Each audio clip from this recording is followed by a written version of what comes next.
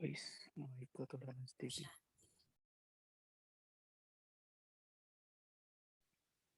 आवाज नहीं आ रही है। ओम शांति।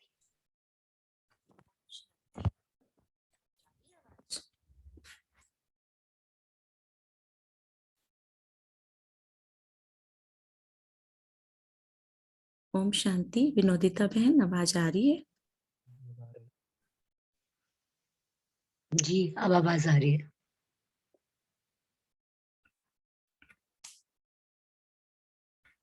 ओम शांति।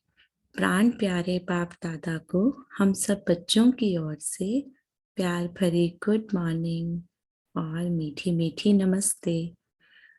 और यहाँ पर सब उपस्थित भाई बहनों को भी ओम शांति और गुड मॉर्निंग। आज के कार्यक्रम शुरू करते हैं। मैं इनवाइट करना चाहूंगी अनंत भाई जी को, आए और हम सबको योग कराएं। आइए अनंत भाई जी, आपका स्वागत है। जी, ओम शांति। बाबा को ओम शांति, सभी दिव्य आत्माओं को ओम शांति। आइए प्रातः काल के इस सुंदर बेला में हम सब अपने इस दिव्य जन्म का आकलन करते हैं, स्वयं को देखते हैं। हम आत्मा हैं, साधारण नहीं है, महान आत्मा है, ब्राह्मण आत्मा है, शिव बाबा की डायरेक्ट पालना लेने वाली आत्मा है, सदा बाबा की याद में रहने वाली आत्मा है। मैं तो आत्मा, मेरा तो बाबा। मैं तो आत्मा, मेरा तो बाबा। मैं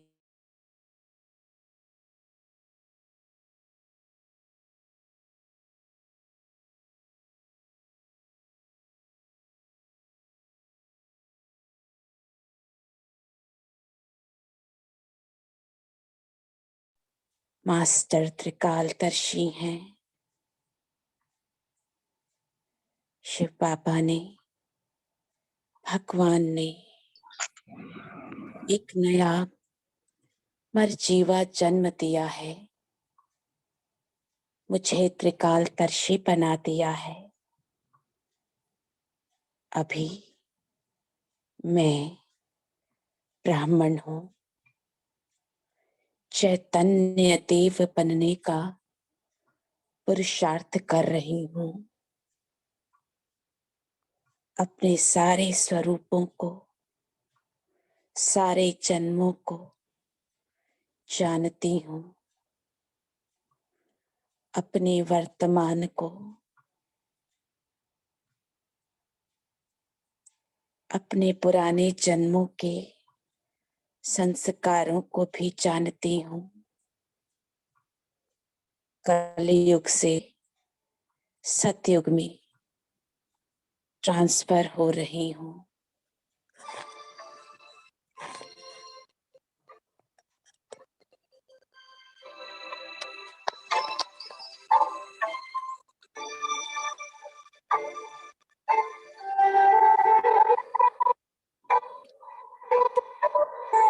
श्रेष्ठ संगम युग में,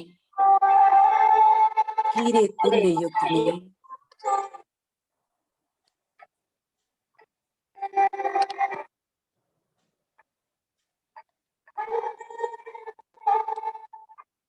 श्रेष्ठ संगम युग में, इस हीरे तुल्य युग में मैं हीरा आत्मा अपने बाबा के संग कंबाइंड हूं। हर संकल्प, हर बोल, हर कर्म मेरा बाप के साथ होता है, बाप के ज्ञान के साथ होता है। मैं आत्मा जानती हूँ, मैं यादगार बना रही हूँ। विश्व की स्टेज पर हूँ, चैतन्य देव बन रही हूँ।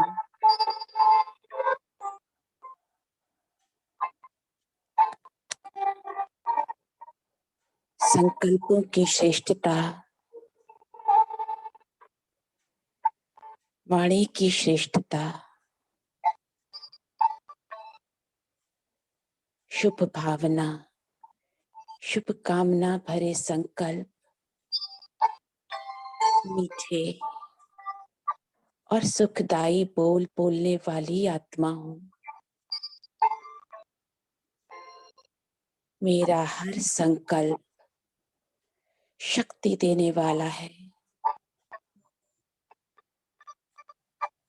मुझे शक्ति देता है,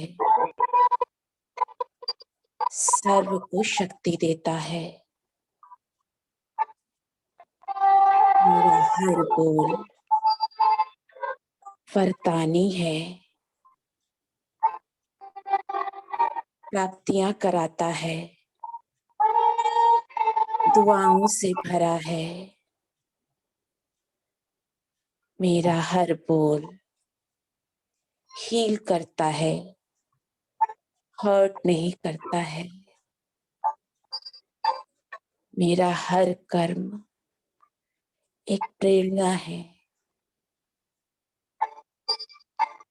मैं आत्मा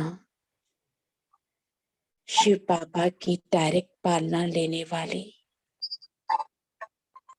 ब्रह्मा बाप को फॉलो करने वाली ब्राह्मण आत्मा हूँ।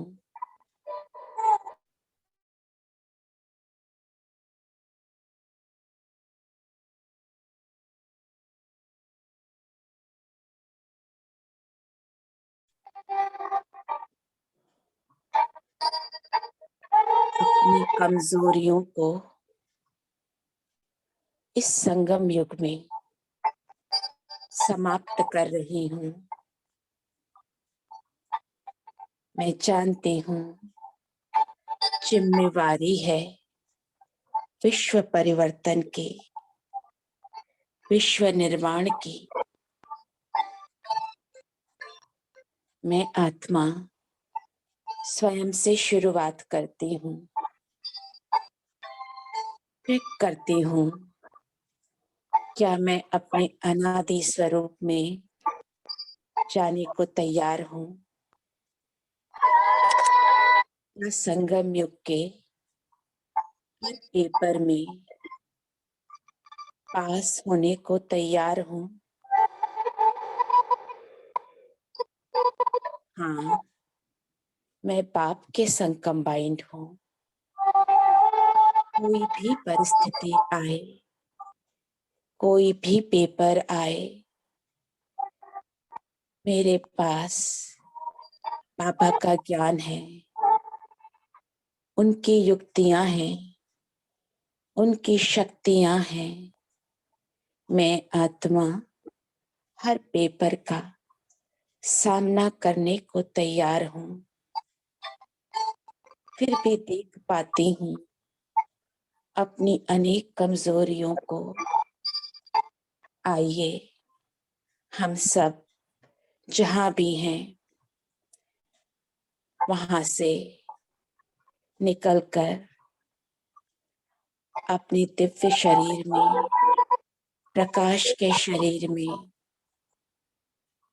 निकलकर पहुंचते हैं ग्लोब के ऊपर एक मीटिंग करने के लिए, क्योंकि पूरे विश्व का परिवर्तन करना है।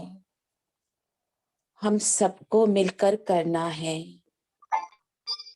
रोज के रोज हम अलग अलग छोटी छोटी आहुति डालते हैं इस याद की अग्नि में। अभी हम सब लोग के ऊपर अपने फरिश्ताई स्वरूप में विराजमान हैं और हमारे ऊपर हैं ब्रह्मा बाबा, जिनके तन में है शिव बाबा।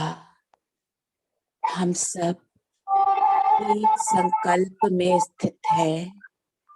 बाबा हमें हर कमी कमजोरी की संपूर्ण आहुति डालनी है और हम सब बाबा की मदद ले रहे हैं, एक दूसरे को आगे बढ़ा रहे हैं। जितनी भी शक्तियां मुझे मिल रही हैं वो सर्व को मिले। जितनी कमजोरियां मेरी खत्म हो रही हैं उससे ज्यादा हमारे साथियों की हों। इन संकल्पों से हम कमजोरियों की आहुति डालते हैं। कितनी भाग्यवान आत्माएं हैं, कितनी सुंदर आत्माएं हैं। हम सब एक दूसरे का सम्मान करते हुए, दृढ़ संकल्प करते हुए वापस अपने शरीर में लौट आते हैं। दिव्य स्वरूप की स्मृति, आत्मिक स्वरूप की स्मृति, बाबा की स्मृति, ब्रह्मा बाप को फॉलो करने की स्मृति।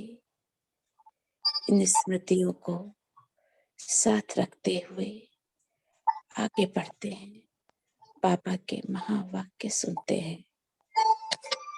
ओम शांति, ओम शांति, ओम शांति।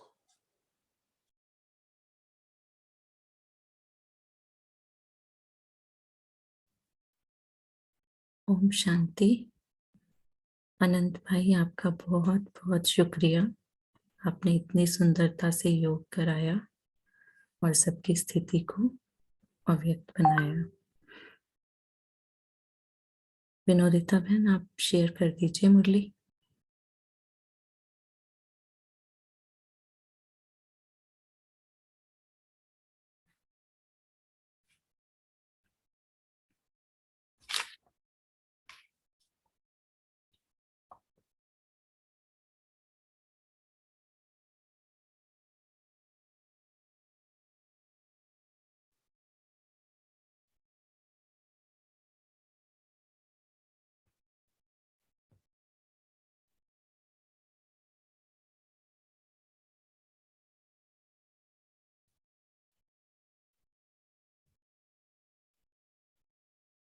शांति।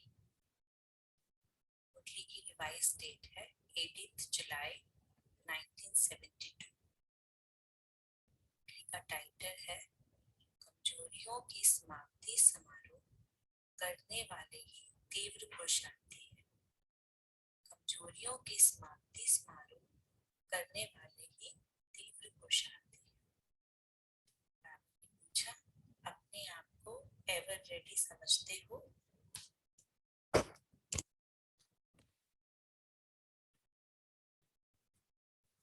बाबा ने पूछा, अपने आप को एवर रेडी समझते हो? सूर्य, आपकी आवाज तो कम आ रही है आवाज? आवाज नहीं आ रही।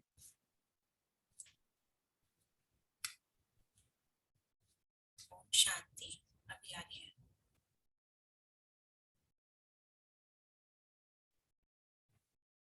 दीदी ना माइक को अपने पास में रखो ना, ऐसा लग रहा है दूर से बात कर रहे हो।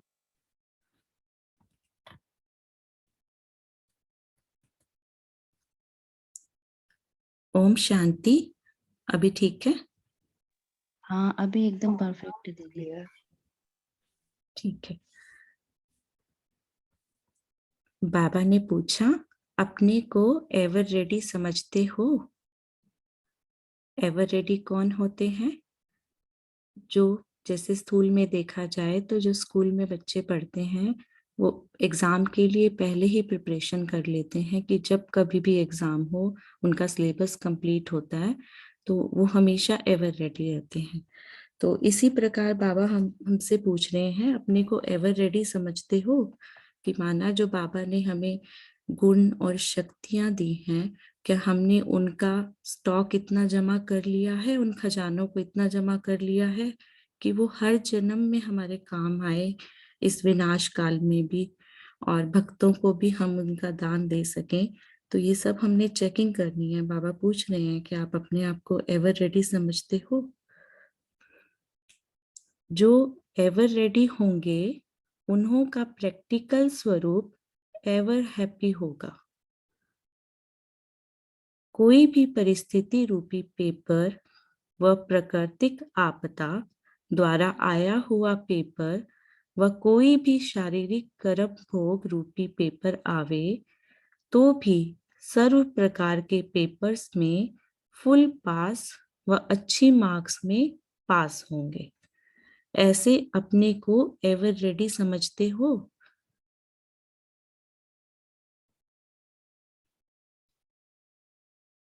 ओम शांति। अभी आवाज क्लियर है ना? जी जी अब क्लियर है। हाँ जी दिव्यानी बहन, आप कुछ पूछना चाह रहे हैं? कल एक प्रश्न पूछा गया था कि परसेंटेज कैसे निकाली जाती है। जी। तो परसेंटेज निकालने के लिए बाबा ने 3 कंडीशंस दी हैं अभी। जो आइडियल स्टेज है वो है एवर रेडी, और उसकी जो चेकिंग होगी वो प्राकृतिक आपदा अगर आती है, कोई कर्मभोग है शारीरिक, या किसी भी तरीके की कोई परिस्थिति है, तो हमारी स्थिति क्या एवर रेडी रहेगी? तो अभी 15 सेकंड 20 सेकंड में अपने अपने आप को चेक करना है कि हमारी स्थिति एवर रेडी कितनी बनी है। नहीं है वो तो सबको पता है, लेकिन कितनी बनी है। अगर अचानक अर्थक्वेक आ जाए, पूरा मकान ही धाराशायी हो जाए, उथल पुथल हो जाए पूरे संसार में, पता चले समुद्र आ गया और हम योग तपस्या में बैठे हैं, क्या स्थिति होगी? चेक करके एक बार अपने अपने जवाब अपने पास रखें। ये परसेंटेज चेक करने का एक तरीका है कि कोई भी 3-4 चीजें अगर आपके जीवन में हैं जिनको आप देखना चाहते हैं कि मैंने कितनी उन्नति की, तो पिछले दिन से या पिछले साल से या जब से ज्ञान में चल रहे हैं तब से कितनी स्थिति में बढ़ोतरी हुई है, वो मेरी परसेंटेज है। और जाना कहाँ है? 100%। तो जितना बाकी रह गया है उसको पूरा करने का प्रयास करना है। ओम शांति। ओम शांति जी, बहुत अच्छा। तो सब लोग अपनी चेकिंग करेंगे, स्वयं ही चेक करेंगे, अपने आप को परसेंटेज देंगे, और साथ साथ ये भी देखेंगे कि एवर हैप्पी भी रहते हैं ना, ऐसा सोच के चेहरे से खुशी गायब तो नहीं होती ना, ये भी चेक करना है साथ साथ। तो बाबा पूछ रहे हैं, ऐसे अपने को एवर रेडी समझते हो? अथवा एवर रेडी की निशानी जो एवर हैप्पी है वह अनुभव करते हो, या कभी कभी खुशी और कभी कभी परिस्थिति आई तो उदास हो जाते हो? ये सब ने चेक करना है। या खुश रहने के लिए हमें कोई बहाना चाहिए, कोई ओकेजन चाहिए, ऐसा तो नहीं। हमारी खुशी किसी कंडीशन पे, किसी परिस्थिति पे डिपेंड करती है। ये सब ने चेक करना है। अपना इंतजाम ऐसा किया है जो किस घड़ी में भी कोई पेपर हो जाए तो तैयारी हो। ऐसे एवर रेडी हो। आप श्रेष्ठ आत्माओं के लिए आप लोगों द्वारा जो अन्य आत्माएं नंबरवार वर्षा पाने वाली हैं, उन्हों के लिए बाकी थोड़ा सा समय रहा हुआ है। समय की रफ्तार तेज है। बाबा यहाँ हमें फिर से चेतावनी दे रहे हैं, बता रहे हैं कि समय बहुत तेजी से बीतता जा रहा है, ये संगम युग का। तो आपने चेक करना है कि आपने कितना अपना खजाना जमा किया है कभी भी परिवर्तन हो आप उसके लिए तैयार हो। जैसे समय किसी के लिए भी रुकावट में रुकता नहीं, चलता ही रहता है, वैसे ही अपने आप से पूछो कि स्वयं भी कोई माया के रुकावट से रुकते तो नहीं हो। कोई भी माया के सूक्ष्म व स्थूल विघ्न आते हैं। तो यहाँ पे माया के सूक्ष्म और स्थूल विघ्न से आप क्या समझते हैं, कोई बताना चाहेगा? कि माया के सूक्ष्म विघ्न कौन से होते हैं और माया के स्थूल विघ्न कौन से होते हैं?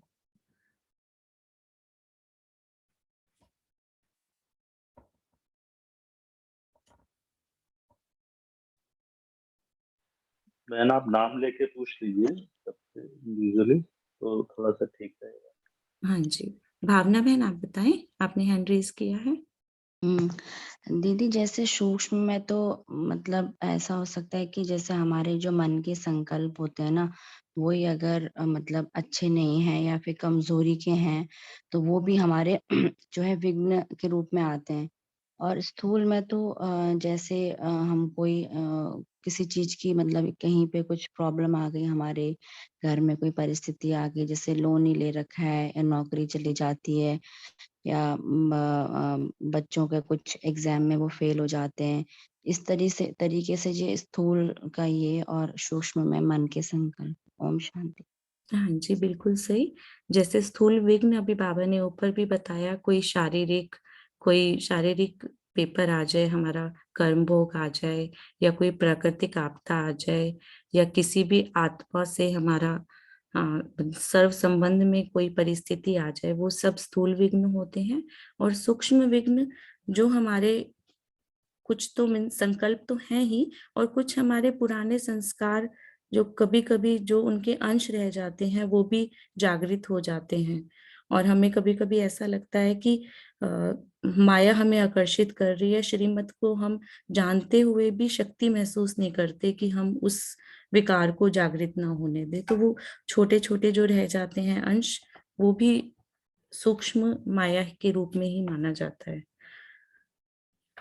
तो कोई भी माया के सूक्ष्म व स्थूल विघ्न आते हैं, वह माया का वार होता है, तो 1 सेकंड में अपनी श्रेष्ठ शान में स्थित होंगे, तो माया दुश्मन पर निशाना भी ठीक रहेगा। अगर श्रेष्ठ शान में नहीं तो निशाना ना लगने के कारण परेशान हो जाएंगे।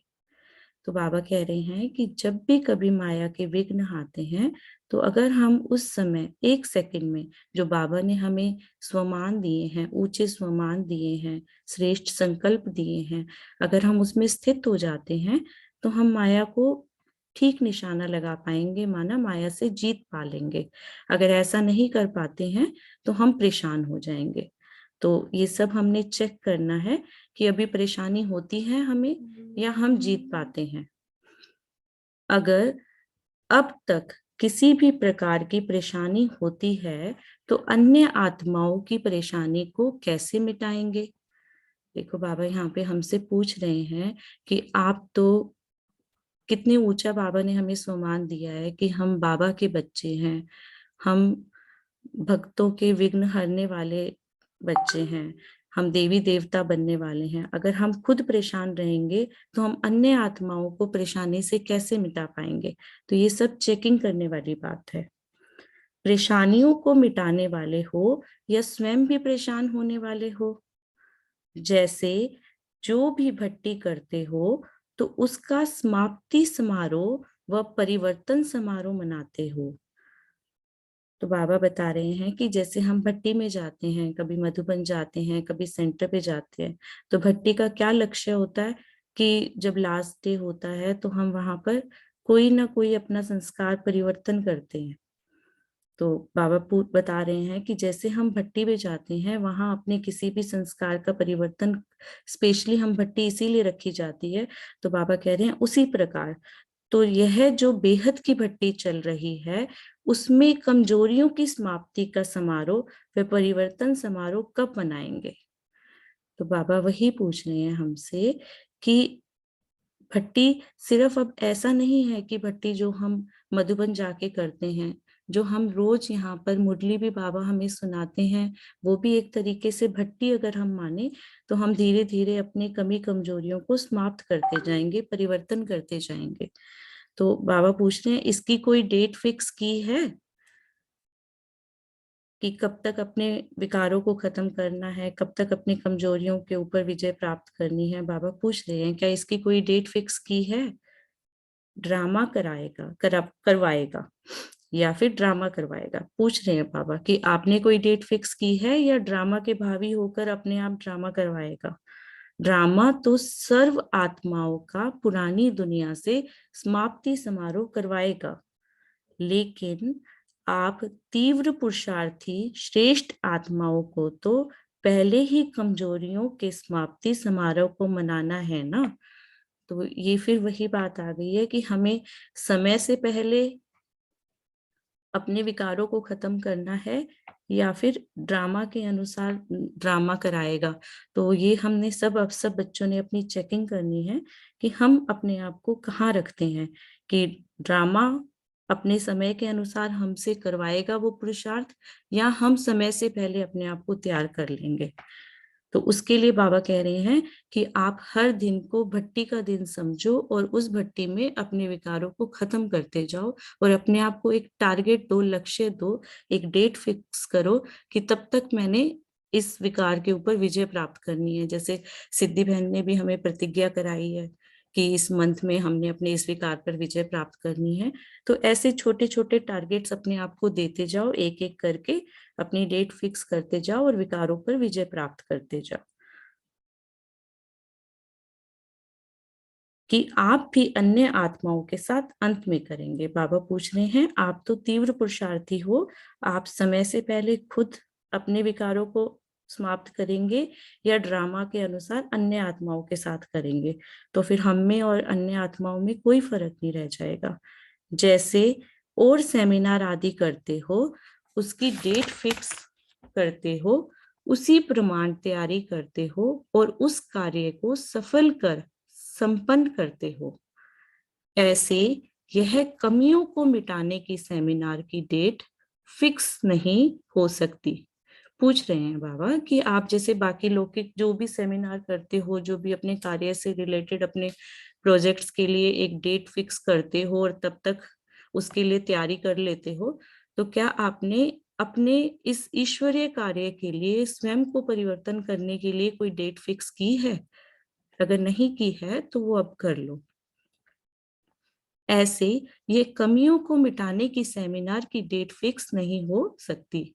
यह सेमिनार होना संभव है जैसे कोई यज्ञ रचते हैं तो बीच बीच में आहुति तो डालते ही रहते हैं, लेकिन अंत में सभी मिलकर संपूर्ण आहुति डालते हैं।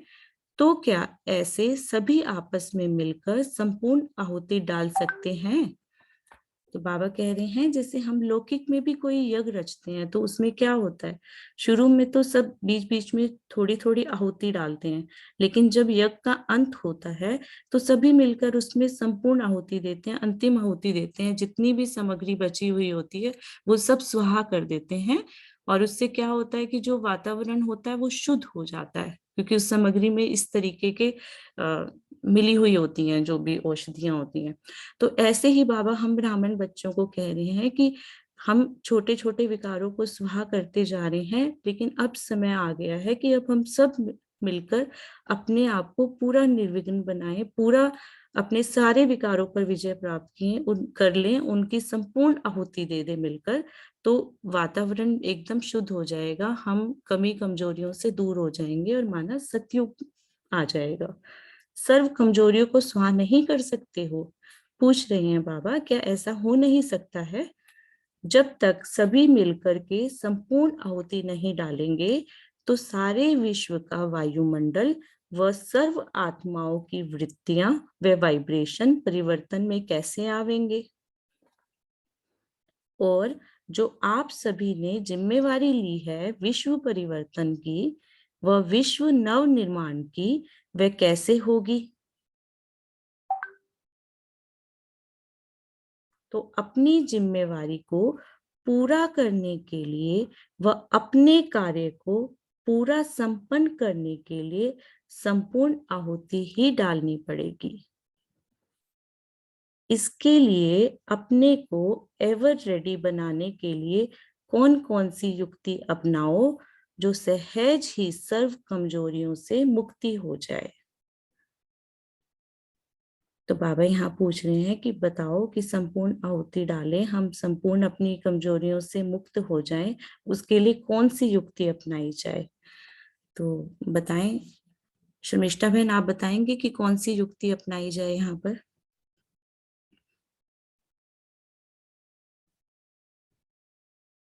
नहीं दीदी, नहीं है।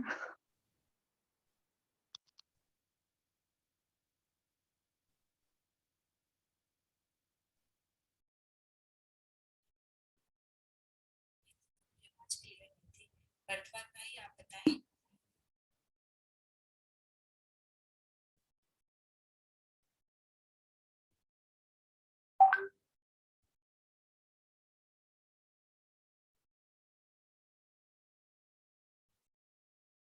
कितेश भाई आप बताएं।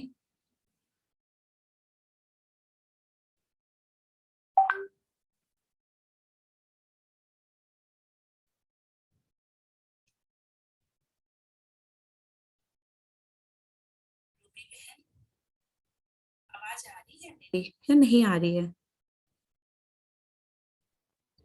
ओम शांति भाई जी। हाँ जी, ओम शांति। हम तो इस यज्ञ में अपनी तरफ से 5 विकारों की आहुति डालेंगे, जो थोड़े थोड़े रूप में डाल चुके हैं, लेकिन संपूर्ण रूप से डालेंगे। अभी तो यही आ रहा है। ओम शांति भाई। ओम शांति। ठीक है, चलिए बाबा से सुनते हैं बाबा क्या कह रहे हैं। ऐसे तो बाबा हमें रोज ही मुरली में हर रोज युक्ति बताते हैं कि किस प्रकार हम अपना पुरुषार्थ को तीव्र करें, लेकिन बाबा ने क्या कहा हम सुनते हैं बाबा क्या कह रहे हैं। युक्तियां तो बहुत मिली हैं, फिर भी आज और युक्ति बता रहे हैं सबसे ज्यादा यादगार किसके बनते हैं। पूछ रहे हैं बाबा कि सबसे ज्यादा यादगार किसके बनते हैं और अनेक प्रकार के यादगार किसके बनते हैं, बाप के व बच्चों के। पूछ रहे हैं बाबा कि किसके यादगार ज्यादा बनते हैं। बाप की यादगार का एक ही रूप बनता है, लेकिन आप लोगों के अर्थात श्रेष्ठ आत्माओं के अनेक रूप और रीति रस्म के अनुसार बने हुए हैं। कि बाबा का तो सिर्फ एक निराकार रूप का ही याद है जो शिवलिंग के रूप में दिखाया जाता है, लेकिन जो बहुत सारे यादगार हैं वो अनेक यादगार किसके बनते हैं, हम बच्चों के ही बनते हैं, ब्राह्मण बच्चों के ही बनते हैं, उन्हीं की याद के बनते हैं। आप श्रेष्ठ आत्माओं के भिन्न भिन्न कर्म का भी यादगार बना हुआ है। देखो बाबा कैसे जैसे बता रहे हैं कि जैसे विघ्न विनाशक गणेश हो गए, दुर्गा हो गए, हनुमान हो गए, तो ये सब किन के, हम जो श्रेष्ठ आत्माएं हैं उनके ही कर्म के अनुसार उनका यादगार बना हुआ है। तो जबकि बाप से भी ज्यादा अनेक प्रकार के यादगार बने हुए हैं, वह कैसे, बाबा क्लियर कर रहे हैं कि वह कैसे बने हुए हैं। आपके प्रैक्टिकल श्रेष्ठ कर्म के, श्रेष्ठ स्थिति के ही यादगार बने हैं ना। तो जो भी यहाँ पर प्रैक्टिकल में श्रेष्ठ कर्म है, जो भी श्रेष्ठ आत्माओं की श्रेष्ठ स्थिति है, उन्हीं के ही यादगार ये बने हुए हैं जो अभी तक पूजे जाते हैं। तो जो भी संकल्प व कर्म करते हो, वह वचन बोलते हो, उस हर वचन और कर्म को चेक करो। यहाँ फिर से हमें चेकिंग करनी है। किसकी चेकिंग करनी है? जो भी संकल्प और कर्म करते हो, वह वचन बोलते हो, उस हर वचन कर्म को चेक करो कि वह वचन वह बोल ऐसा है जो हमारी यादगार बने। तो यहाँ सब हम सब ने चेकिंग करनी है कि जो भी हम कर्म करते हैं, जो भी हम संकल्प करते हैं, जो भी हम वचन बोलते हैं, क्या वो ऐसे हैं कि वो यादगार बन सके। यादगार वह कर्म वह बोल होते हैं जो याद में रह करके करते हो। तो यहाँ बाबा ने कितने ही सुंदरता से डिफाइन किया है कि कौन सा कर्म और बोल यादगार बनता है। जो हम बाबा की याद में रहकर कर्म और बोल बोलते हैं वही यादगार बनता है। तो हमने चेकिंग करनी है कि हम पूरा दिन में कितना बाबा की याद में रहकर अपने कर्म और बोल करते हैं, माना अपनी कितनी हम ऊंची श्रेष्ठ स्थिति में स्थित रहते हैं। जैसे कोई चीज गाड़ी जाती है, जैसे झंडे को गाड़ते हो ना, अर्थात फाउंडेशन डालते हो। कहते हैं इस चीज को अच्छी तरह से गाड़ लेना। तो बाबा बता रहे हैं यहाँ पे, जैसे स्थूल में हम कोई झंडा गाड़ते हैं या कोई फाउंडेशन बनाते हैं किसी बिल्डिंग की, तो हम क्या कहते हैं कि उसे अच्छे से जमीन के अंदर तक गाड़ लो ताकि उसकी फाउंडेशन बहुत मजबूत हो जाए। तो बाबा हमें भी उसी प्रकार कह रहे हैं कि क्या कह रहे हैं बाबा, जैसे कोई चीज दुनिया के आगे रखनी होती है तो कितनी सुंदर और स्पष्ट बनाई जाती है। साधारण चीज को किसी के आगे नहीं रखेंगे। जब कोई भी हमारे घर आता है या किसी से भी हम मिलते हैं तो हम उसके आगे क्या रखते हैं, जो कोई भी हमारे पास विशेष चीज अवेलेबल होती है। साधारण चीज को हम प्रेजेंट नहीं करते। तो बाबा ठीक उसी प्रकार कह रहे हैं, कोई विशेषता होती है तब किसी के आगे रखी जाती है। तुम्हारे यह अभी के हर कर्म व हर बोल विश्व के आगे यादगार के रूप में आने वाले हैं। ऐसा अटेंशन रखते हुए व ऐसी स्मृति रखते हुए हर कर्म व हर बोल बोलो जो कि यादगार बनने के योग्य हो। बाबा कह रहे हैं अपना पूरा पूरा अटेंशन रखो कि हम अपने कर्म बोल किस प्रकार कर रहे हैं, और सबसे इम्पोर्टेंट कि वो कर्म बोल संकल्प बाबा की याद में रहकर होना चाहिए। अगर यादगार बनने के योग्य नहीं है तो वह कर्म नहीं करो, यह स्मृति सदा रखो। जो व्यर्थ संकल्प व व्यर्थ बोल व साधारण कर्म होते हैं उनका यादगार बनेगा क्या? पूछ रहे हैं बाबा कि जो व्यर्थ संकल्प है, व्यर्थ बोल है या साधारण कर्म है, उनका यादगार बनेगा क्या? यादगार बनने के लिए याद में रहकर कर्म करो। यादगार बनने के लिए याद में रहकर कर्म करो। जैसे बाप को देखो कि याद में रहते हुए कर्म करने से ही कर्म आज आप सभी के दिल में यादगार बन गया है ना। यहाँ बाबा हमें ब्रह्मा बाबा के बारे में बता रहे हैं कि ब्रह्मा बाबा ने अपना हर कर्म हर बोल बाबा को साथ रख के बाबा की याद में किया, तभी हम आज उनके चरित्र को फॉलो करते हैं, उनके चित्र को फॉलो करते हैं। तो जैसे हम मॉर्निंग अमृत वेला में भी बाबा के चरित्र के बारे में पढ़ रहे हैं, तो वो इसीलिए यादगार बना है क्योंकि उन्होंने अपना हर कर्म बाबा की याद में रहकर किया। जी देवयानी बहन बोलिए। ओम शांति।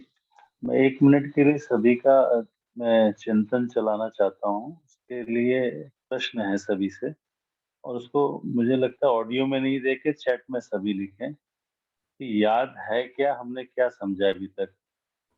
बाबा जिसको कहता है कि मुझे याद करो, हमने याद को क्या समझा अभी तक, कितना समझ पाए याद है क्या, बताएंगे 1-2 मिनट के लिए। जैसे बाबा कहता है याद में रह के किए हुए कर्म यादगार बन जाएंगे, तो हम याद के बारे में हमारा क्या नजरिया है, हमने क्या समझा याद क्या।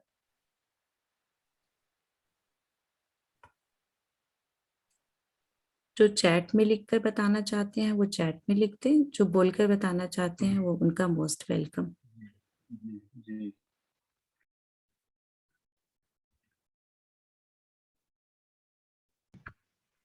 ओम शांति। बाबा की याद का मतलब ये हुआ कि हम हर कर्म करते, जो भी हम कुछ भी करते हैं, कुछ भी नहाना धोना खाना पीना, कोई भी कर्म घर में साफ सफाई करते हैं, तो बाबा की स्मृति हमारे हर पल बुद्धि में बनी रहे। बुद्धि क्या, मन में बनी रहे। तो वो जो स्मृति हम हर वक्त बाबा की जब रखते हैं तो उससे जो हमारी स्थिति बनती है वो याद है। और वो याद मतलब खुशी, खुशी में रहना और सबसे अच्छे से व्यवहार करना। और जब ये स्थिति ऊपर-नीचे होती है इसका मतलब कि याद नहीं है, और जब याद रहती है तो हमारा मन प्रसन्न और खुश रहता है। ओम शांति। रेणुका बहन, याद मतलब स्मृति, स्मृति मतलब क्या? स्मृति मतलब कि हम बाबा को, मतलब जैसे एक बच्चे का अपने पिता से संबंध होता है ना, कि वो कुछ भी बात होती है, कुछ भी होता है तो वो अपने पिता से बात करता है, तो ऐसे हमें अपने बाबा से बात करनी है, तो वो बात करना ही याद है। जैसे कि हम उनसे कुछ भी अपने मन की बात, जो भी हमारे ऊपर परिस्थिति आती है या कुछ भी आता है, तो हम उससे परेशान ना होके बाबा से उस बारे में बात करें, तो वो याद है। ओम शांति। रूह रिहान करना, आप कह रहे हैं कि जी, रूह रिहान करना याद है? जी, जी, जी, बहुत अच्छा, रूह रिहान बहुत करना याद है। बहुत बढ़िया, बहुत बढ़िया। और कोई? भावना बहन बताएं आप। हुँ। हाँ, ओम शांति। जैसे कि जो याद है, जितना मतलब मैं समझती हूँ कि जैसे बाबा ने हमको मन और बुद्धि का टाइम टेबल दिया हुआ है कि आपको ऐसे-ऐसे सुदर्शन चक्र और मतलब अपने श्रेष्ठ स्मृति में रहना है कि हम कौन थे। जैसे कि ब्रह्मा बाबा को ही हमको फ़ॉलो करना है, तो ब्रह्मा बाबा हमेशा उनको एक नारायणी नशा रहता था कि मैं कृष्ण बनने वाला हूँ। तो ये जो स्मृति है, बाबा बोलते हैं कि परम धाम को, सूक्ष्म तन को याद करने के अलावा अगर हम सतयुग को याद करते हैं, तो वो भी जो है बाबा की ही याद है। तो इन सभी जो स्मृति में अगर हम रहते हैं दिन भर, और जो भी बाबा ने हमको होमवर्क दिया हुआ है, वो ही बाबा की याद है। बाबा की आज्ञाओं का पालन करना ही बाबा की याद है। और जो हमारे पास जो परिस्थितियाँ आती हैं, प्रॉब्लम्स आती हैं, वो भी हमको, जैसे बहन ने बताया, वो रोहरियान करने से भी एक बाबा के साथ हमारा कनेक्शन तो जुड़ता ही है, हम बाबा से बातें करते हैं।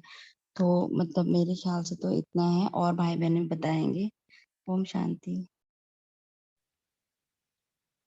ओम शांति। इसका मैं एक पर्सनल अनुभव बताती हूँ। ये बात परसों परसों या उससे 1 दिन पहले की है, कि जो मेरी लौकिक बेटी है, उससे वो फ़ोन देख रही थी लगातार।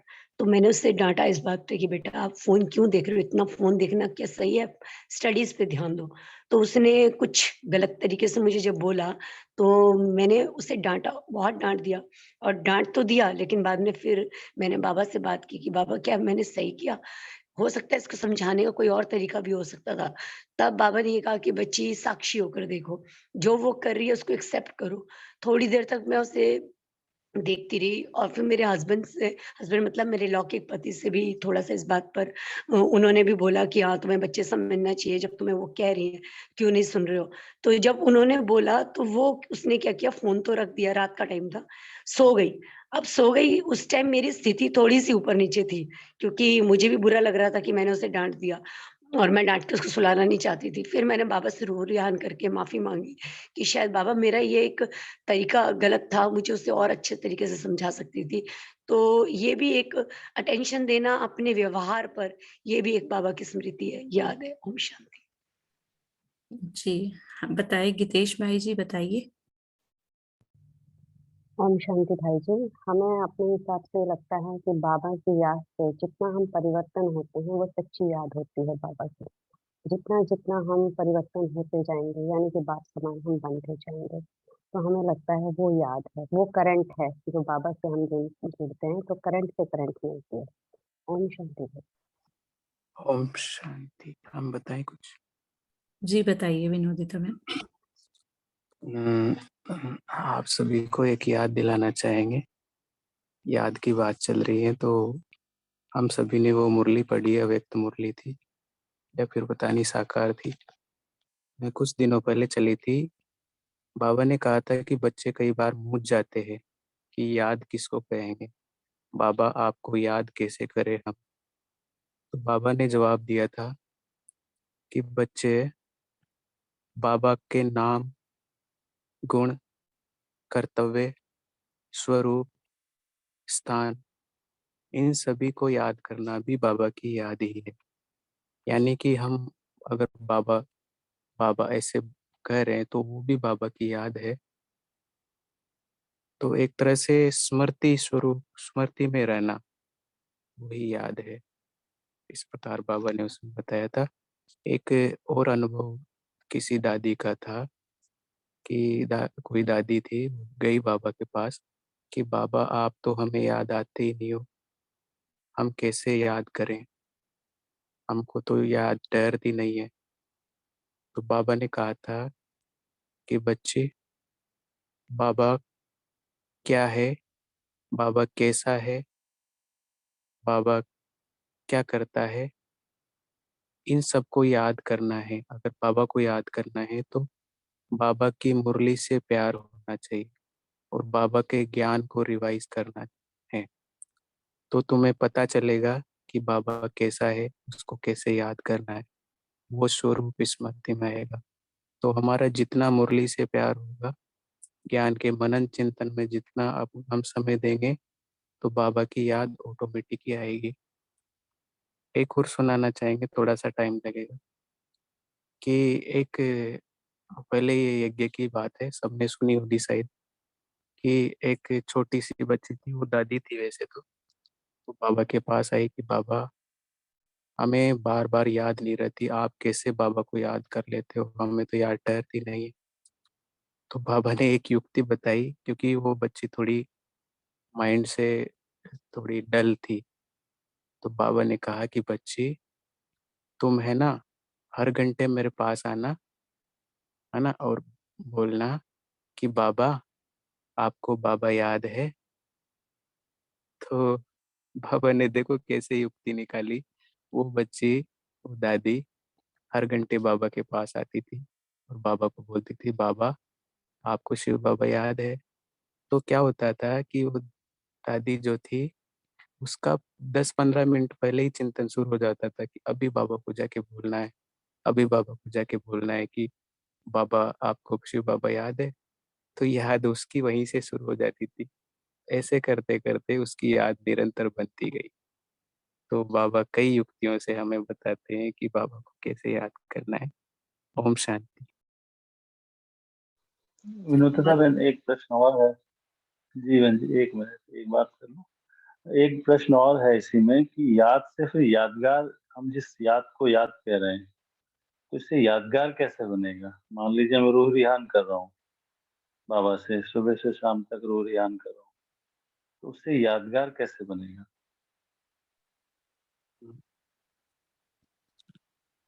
यादगार तो वैसे ब्राह्मणों का हर कर्म ही बनता है। तो हम एक जिम्मेदार आत्माएं हैं। जैसे एक उदाहरण से समझते हैं, पहले हम जब ज्ञान सुनते थे तो इतना स्पष्टता नहीं थी, लेकिन जैसे कोई नई चीज आती थी तो एकदम बुद्धि में क्लिक होता था और एक नशा चढ़ता था। तो हम एक बार क्लास कर रहे थे, तो उसमें यही महावाक्य आया था कि याद के आधार पर यादगार बनते हैं। तो दीदी ने हमें सबको बताया कि जैसे मंदिरों में आपने देखा होगा कि कई सारे ऐसे मंदिर है जहाँ पे देवी देवताओं को दातुन यानी कि मंजन भी करवाया जाता है। तो उससे एक दिन पहले हमने क्या है, हम जब मंजन कर रहे थे तो बाबा को याद कर रहे थे। तो वही चीज बाबा ने बाद में दूसरे दिन बोल दी कि याद के रूप पर, याद के आधार पर यादगार बनते हैं। तो ऐसे तो ब्राह्मणों के हर कर्म की यादगार बनती है, लेकिन याद के रूप में अगर याद करके बनाते हैं तो वो गाया जाता है, उसका पूजन होता है।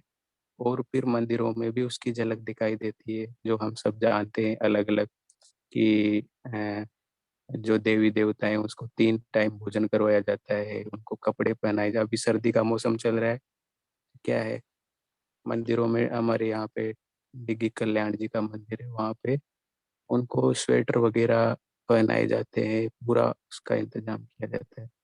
तो जो भी हम कर्म बाबा की याद में करेंगे तो उसका यादगार हमारे जड़ चित्रों के रूप में दिखेगा।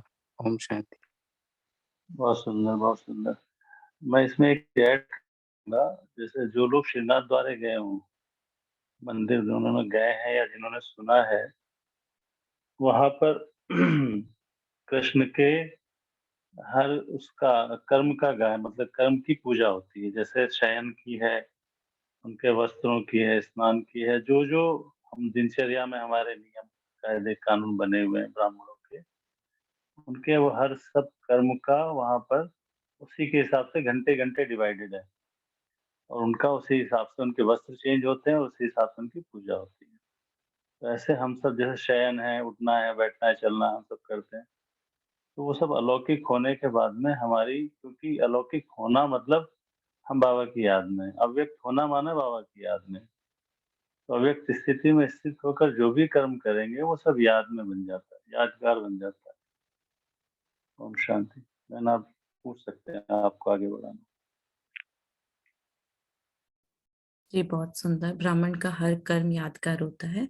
नंदी भाई जी आप भी बोलना चाहते हैं, बोल लीजिए। जी ओम शांति भाई जी। हम तो चार्ट लिख के बाबा को याद करते, कभी 2 घंटे में, कभी 3 घंटे में, और कभी दिल भी समझ के भी याद करते हैं, कभी गीत सुन के भी याद कर लेते हैं, कभी बात करते हैं जैसे बच्चे लोग से लौकिक में बात करते हैं वैसे बाबा से भी सर्व संबंध जोड़ लेते हैं, पिता का, बच्चे का, साजन का, इसलिए बाकी कंटिन्यू ऐसे याद में रहती है। ओम शांति। जी बहुत अच्छा। अनंत भाई जी आपने भी हैंड रेज किया था। हाँ दीदी, एक्चुअली याद प्यार के बारे में बात हो रही थी ना, तो मुरली में रोज रोज बताया जा रहा है कि बाबा का याद प्यार। तो याद के साथ प्यार भी जुड़ा हुआ है ना। जितना प्यार करते हैं उतना याद होता है,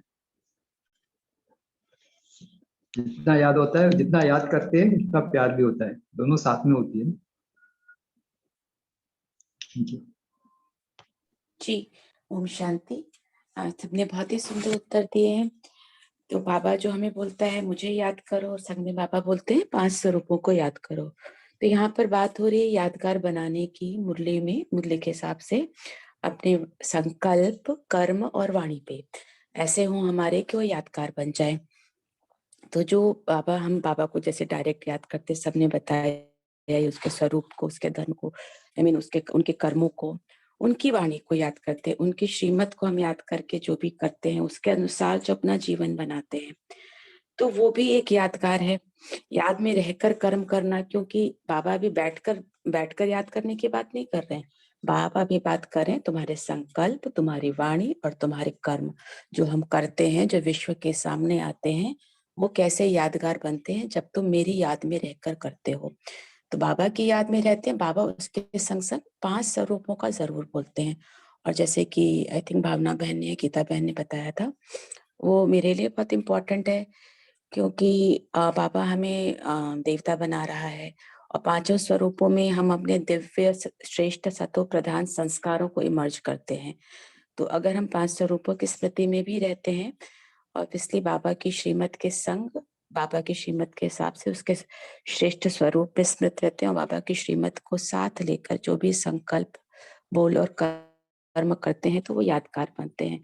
तो बाबा के ज्ञान को स्मृति में रखना, अपने ही शुद्ध संस्कारों को इमर्ज करते रहना, मनन चिंतन करते रहना, चलते फिरते भी अगर हम ज्ञान को इमर्ज करते रहेंगे तो हमारे संकल्पों में, वाणी में, कर्म में हम जैसा कि हमें बाबा चाहते हैं, जैसा कि हम खुद चाहते हैं, बाबा तो चाहता ही है, अब तो हमें है ना यादगार बनाना, तो वो इमर्ज होते रहेंगे। जी ओम शांति।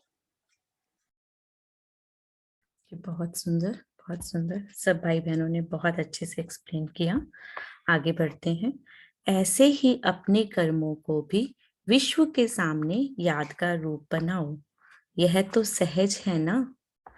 जबकि निश्चय है कि यह सभी अनेक प्रकार के यादगार हमारे ही है, तो किए हुए अनेक बार के श्रेष्ठ कर्म व यादगार स्वरूप अब फिर से रिपीट करने में मुश्किल होती है क्या। बाबा पूछ रहे हैं कि जब हमें ये निश्चय है, ये जो यादगार है सब हमारा ही है, तो अब उसको फिर से रिपीट करने में क्या मुश्किल है। कल्प कल्प के किए हुए को सिर्फ रिपीट करना है। तो मास्टर त्रिकालदर्शीपन, माना त्रिकालदर्शी कि हमने पास्ट में किया था, अब कर रहे हैं और आगे भी करेंगे। तो बाबा इसीलिए कह रहे हैं मास्टर त्रिकालदर्शी बन अपने कल्प पहले के यादगार को सामने रख, फिर से सिर्फ रिपीट करो। यह इस स्मृति के पुरुषार्थ में सदा रहते आए हो। तो अब क्या मुश्किल है? माया अब तक भी इस स्मृति में ताला लगाती है क्या? चेकिंग करो सब अपनी कि माया आती है बीच में क्या? बाबा की स्मृति में, अपनी स्मृति को याद करने में क्या माया अभी भी ताला लगाती है? जब ताला लग जाता है तो क्या बन जाता है? बेताला। बेताला मीन्स बेताल का, जिसको सभी के ताले खोलने वाले भी बेताले बन जाते हैं। यह स्मृति को ताला क्यों लगता है? पूछ रहे हैं बाबा कि स्मृति को ताला क्यों लग जाता है। बाबा आगे जवाब दे रहे हैं, क्योंकि अपने लक को भूल जाते हो तो लॉक लग जाता है। मीन्स ये भूल जाते हो कि आप कितने भाग्यशाली आत्मा हो। जब ये स्मृति में नहीं रहता तो फिर इस तरीके से माया ताला लगा देती है। अगर लक को देखो तो कभी भी लॉक नहीं लग सकता है। तो लॉक की चाबी कौन सी है? अपने आप को लकी समझो, और लकी के साथ साथ लवली भी हो और लकी भी हो। इसका एग्जाम्पल बहुत बड़ा दादी जानकी है, जो हमेशा बोला करती थी कि वाह मेरा भाग्य, वाह, कि वो हमेशा इस स्मृति में खोई रहती थी कि मैं कितना लकी हूँ।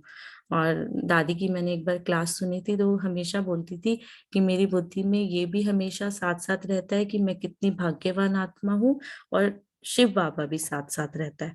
तो माना वो लवलीन भी रहती थी बाबा के प्यार में और अपने भाग्य को भी हमेशा ऊंचा समझती थी। तो अपने आप को लकी समझो और लवली भी हो और लकी भी हो। अगर लक को भूल करके सिर्फ लवली बनते हो तो भी अधूरे रह जाते हो। लवली भी हूं और लकी भी हूं, यह दोनों ही स्मृति में रहने से कब माया का लॉक लग नहीं सकता। इसलिए अपने कल पहले के यादगारों को फिर से याद में रहकर रिपीट करें। अब भी देखो, अगर कोई यादगार युक्ति युक्त नहीं बनाते हैं तो ऐसे यादगार को देखकर संकल्प आवेगा कि यह युक्ति युक्त नहीं बना हुआ है। कोई देवियों व शक्तियों का चित्र युक्ति युक्त नहीं बनाते हैं तो देखते हुए भी सभी को संकल्प आता है कि यह ठीक नहीं है। जैसे अगर हम कोई भी देवी की देखते हैं मूर्ति, कहीं से अगर हमें लगता है कि इसमें ये पार्ट ठीक नहीं है, तो वो बाबा बता रहे हैं कि वो सब क्यों बना है ऐसा। सब ये अभी की स्मृति है, वो युक्ति युक्त क्यों नहीं बना है? क्योंकि अभी हम जो कर्म कर रहे हैं याद में रहकर नहीं कर रहे हैं। ऐसे ही अपने कर्मों को देखो, अपने हर समय के रूप व रुहाब को देखो कि इस समय के मेरे रूप और रुहाब का यादगार क्या बनेगा। विनोदिता बहन, आप कुछ शेयर करना चाहते हैं?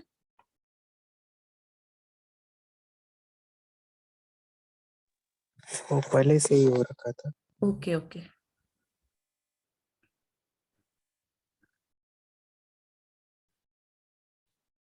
तो बाबा कह रहे हैं यहाँ पे, बाबा ऐसे ही अपने कर्म को देखो, अपने हर समय के रूप व रुहाब को देखो कि इस समय के मेरे रूप और रुहाब का यादगार क्या बनेगा।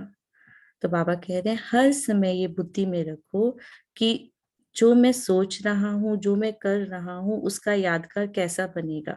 क्या कभी किसी परिस्थिति आने में कोई स्थिति ऊपर नीचे तो नहीं हो जाती? ये सब हमने चेकिंग करनी है। क्या युक्ति युक्त यादगार बनेगा?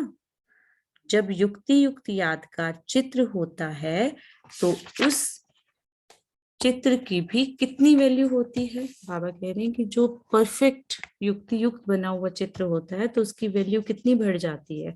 तो ठीक उसी प्रकार हमने भी अपनी स्थिति को बाबा की याद में रखना है, हमेशा श्रेष्ठ स्थिति में रहना है, हमेशा रुहाब में रहना है।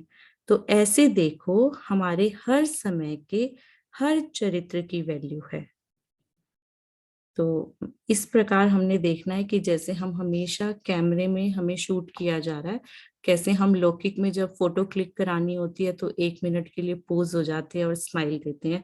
तो बाबा कह रहे हैं हमें हमेशा इस प्रकार अपने आप को रखना है कि हम कैमरे में हैं और हमेशा अपने हर संकल्प, हर बोल, हर कर्म को बाबा की याद में रहकर करना है। तो वो हमारा जो चित्र बनेगा, उससे जो हमारा चरित्र बनेगा वो युक्ति युक्त बनेगा। अगर नहीं तो यादगार चित्र भी वैल्यूएबल भले नहीं बन सकता, समझा? तो ऐसा समय समीप आ गया है जो आपके हर संकल्प के चरित्र रूप में यादगार बनेंगे। आपके एक एक बोल सर्व आत्माओं के मुख से गायन होंगे। तो अपने को ऐसे पूजनीय और गायन योग्य समझकर हर कर्म करें। तो बाबा यहाँ पर बहुत हमें प्यार से, मीठी से समझाने दे रहे हैं कि अपने को ऐसे पूजनीय और गायन योग्य समझकर अपने हर कर्म करें। तो आज मुरली में बाबा हमें क्या बता रहे हैं कि हमें एवर रेडी रहने के लिए हमेशा तीव्र पुरुषार्थी बनना है, एवर रेडी रहना है, अपनी सभी कमजोरियों को समाप्त करने के लिए बाबा की याद में रहकर अपने हर कर्म, बोल, संकल्प करना है और अपनी सर्व कमजोरियों को पूर्ण आहुति देनी है और उसके लिए एक डेट फिक्स करनी है। अच्छा, हर कर्म याद में रहे सदा यादगार बनाने वाले लवली और लक्की सितारों को बाप दादा का याद प्यार और नमस्ते। हम सब रूहानी बच्चों की तरफ से रूहानी बाप दादा को याद प्यार और प्यार भरी नमस्ते। शुक्रिया बाबा, शुक्रिया। ओम शांति। अब हम सब 1 मिनट के लिए साइलेंस में रहेंगे, उसके बाद आगे क्लास को बढ़ाते हैं।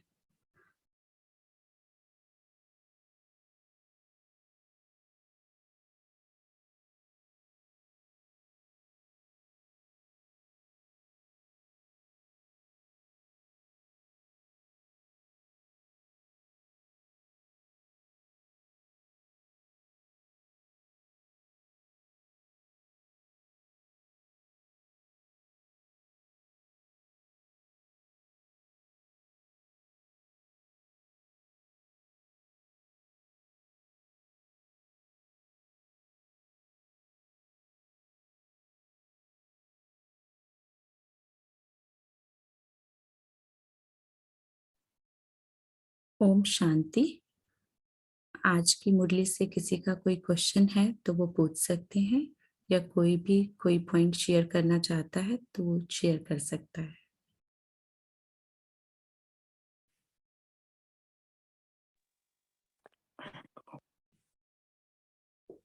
ओम शांति। हमें बोले जी बोलिए। हमें एक पॉइंट याद आई कि जैसे बाबा ने भी आज कहा कि हर एक कर्म और हर एक वृत्ति को देखो कि उसका यादगार क्या बनेगा। तो वो याद में भी कई स्टेजेस होती है।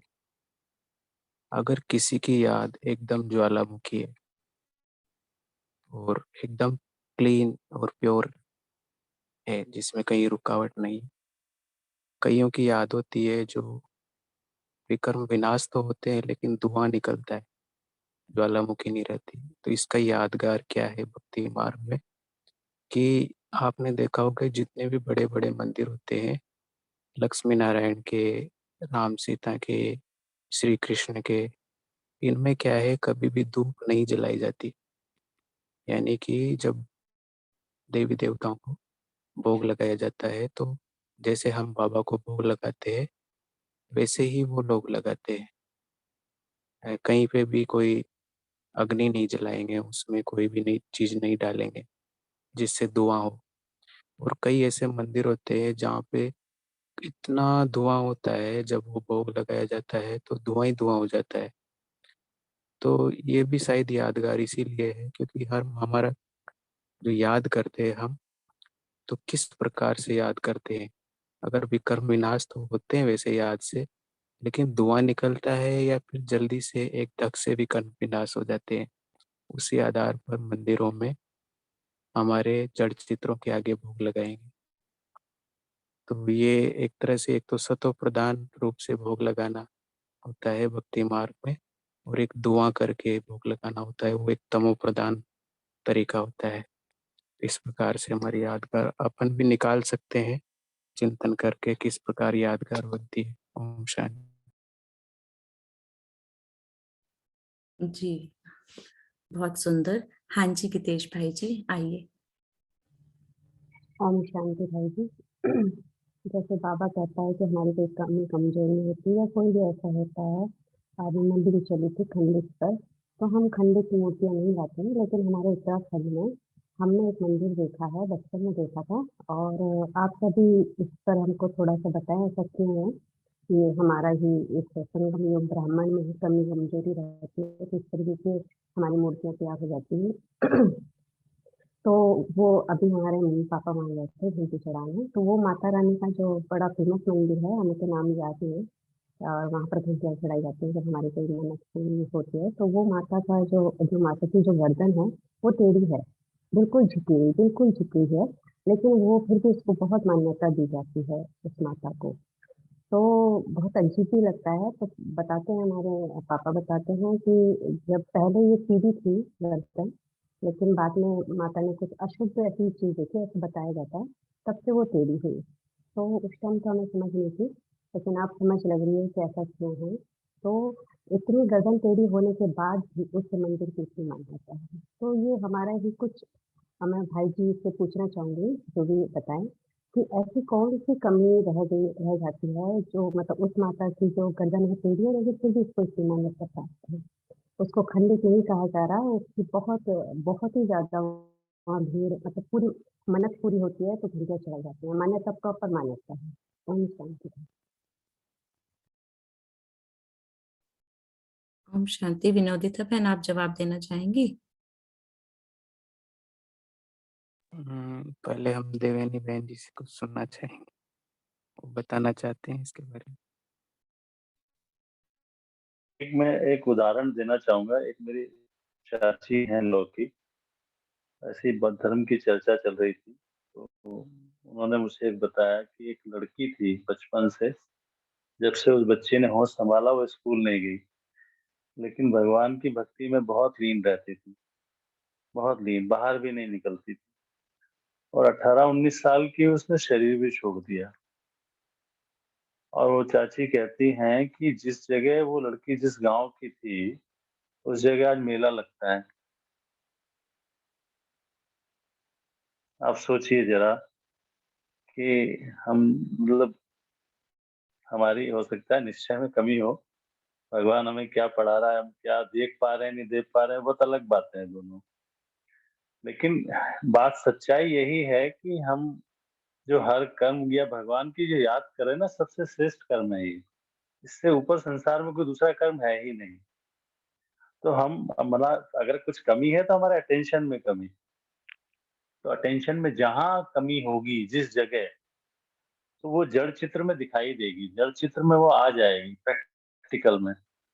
अब वो अब किस, मतलब उसका स्पष्ट रूप से अगर देखेंगे कि किस कर्म की वजह से वो गर्दन टेढ़ी हुई है, तो थोड़ा सा चिंतन का विषय हो सकता है।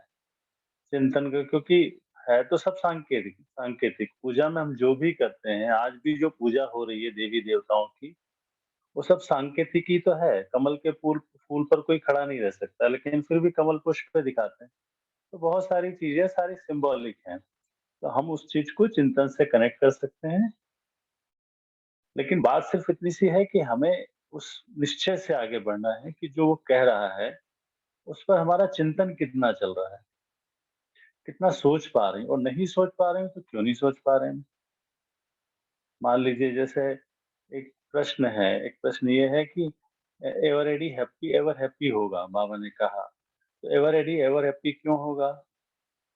तो जब तक कि मैंने इसका चिंतन नहीं किया, मुरली तो 3 पेज की हम रोज सुन लेते हैं, आजकल तो 6 पेज की होगी, साकार अव्यक्त मुरली दोनों सुन रहे हैं। तो 6 पेज में अगर मेरे पास में मैंने कुछ चिंतन करके अपने लिए जमा नहीं किया, उसको खुशी को प्राप्त नहीं किया, एक जो शरीर का मुझे आभास नहीं हुआ कि मैं शरीर में रहकर ही सब कर्म करना है मुझे, तो वो स्थिति नहीं बनती है। वो यादगार बनाने के लिए बहुत शक्तिशाली याद चाहिए। यादगार हम करते हैं, याद करते हैं, बाबा के बच्चे बने, इसमें कोई शक नहीं है।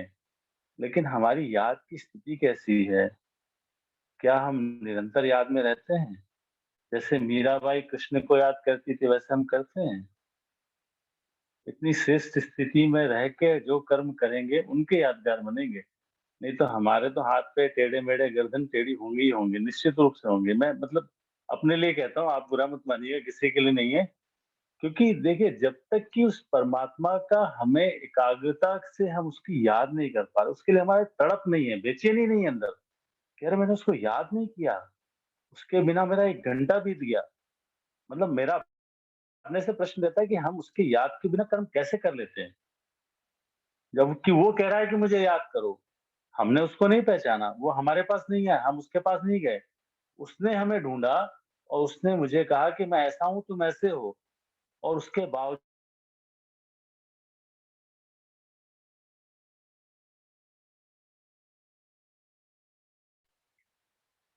तो याद की स्टेजेस हैं, जैसे विनोदता बहन ने कहा, बिल्कुल सही बात है, याद की स्टेजेस हैं, तो हमें ये परखना है कि हम 5 साल से ज्ञान में हैं, 10 साल से हैं, 2 साल से हैं, 6 साल से हैं, 12 साल से हैं, 20 साल से हैं। तो मेरी याद की स्थिति कहाँ पहुँची है? क्या मेरी इतनी लगन है कि उसके बिना, उसकी मर्ज़ी के बिना, उससे सलाह के बिना कोई काम करूँ? वो रोक दे कि नहीं करो और मैंने नहीं किया, ऐसी स्थिति बनी है? तो ऐसी स्थिति बनानी है, तब यादगार बनेगी। नहीं तो कुछ ना कुछ तो टेढ़ा होना ही है, निश्चित रूप से। ओम शांति। जी भावना बहन। हाँ।